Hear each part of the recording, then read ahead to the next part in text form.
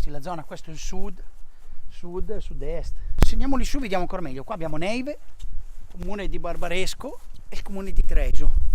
Praticamente li abbiamo ad est, a nord e ad ovest, i tre comuni della produzione del Barbaresco. Siamo in una zona molto alta perché siamo comunque a 370 metri. Abbiamo appunto la fortuna di vedere qua il Basarin, è proprio qua di fronte a noi. Abbiamo già passato con il Reaper ad aprire un po' i terreni per fare la concimazione. Mettiamo sempre un po' di letame ogni anno, una piccola quantità, proprio per avere anche tutte le varietà delle erbe. Cerchiamo di fare la concimare con letame. Il fatto di avere letame di montagna ti porta a un arricchimento del suolo, questa è la cosa forse più interessante. La cosa importante che abbiamo fatto è, come vedete, cercare di portare tutti i vigneti a oltre i 2,5 metri di altezza, perché se pensate qua quando c'è di nuova vegetazione, questo è molto importante perché comunque per l'uva, la pianta, il fatto che abbia una superficie fogliare importante, questo gli dà un sacco di respiro, un sacco di equilibrio, e poi con le vigne così molto alte, anche nelle giornate più calde riusciamo sempre ad avere un pochettino di ombra, perché come abbiamo detto questa è una zona giustamente soleggiata e sempre ventilata. Il terreno cos'è? Cos'è un'argilla? Il terreno sì, è calcare, marna, principalmente una piccolissima quantità di sabbia e una piccola quantità di gesso, ma principalmente argilla. La marna bianca dà dei vini molto più equilibrati, okay, dove il tannino è sempre ben fuso nella stoffa del vino. Infatti i nostri nebbioli hanno sempre una piccola percentuale di colore in più, no? E quando il colore lo pensi comunque come una sostanza colorante, è sostanza, no? E quindi porta una struttura nel vino, e i vini sono un pochettino più armonici perché dandogli un po' più di corpo supportano meglio la quantità di tannino. In questa cantina tecnologia non esiste.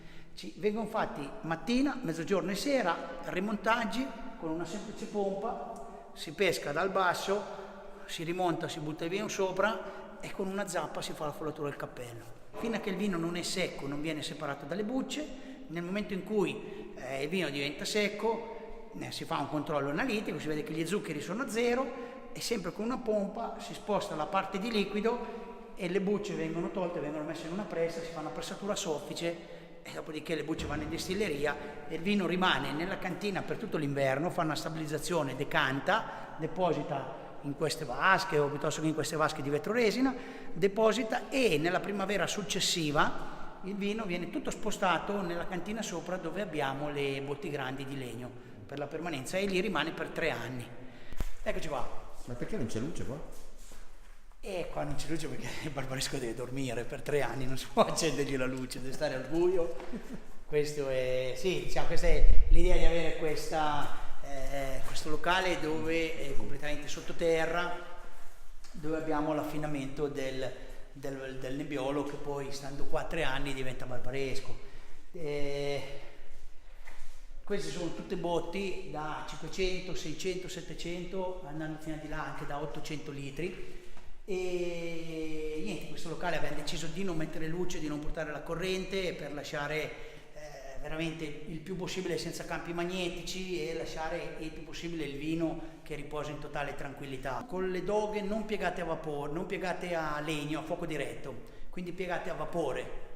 Doghe piegate a vapore, come se fossero botti grosse, quindi non c'è la tostatura del legno, nonostante queste botti siano più piccole, diciamo, di quelle comunemente pensate come botti da 1000, 2000, 3000 o 5000 litri. Barbaresco 2013 è l'annata in vendita da adesso, da settembre. Che annata è stata?